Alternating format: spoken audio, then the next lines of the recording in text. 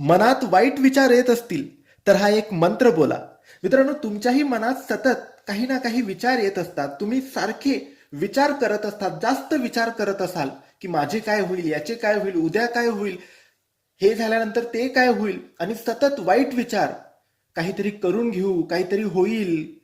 तर असे वाईट विचार जर तुमच्या मनात येत असतील आणि या वाईट विचारांपासून तुम्हाला लांब व्हायचे असेल, दूर व्हायचे असेल, तर तुम्ही तुमच्या मनाला शांत करून या एका मंत्राचा जप सकाळ संध्याकाळ 1 माळ करा.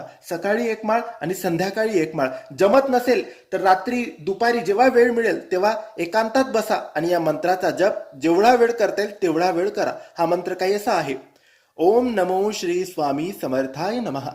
ओम नमो श्री स्वामी समर्थाय नमः.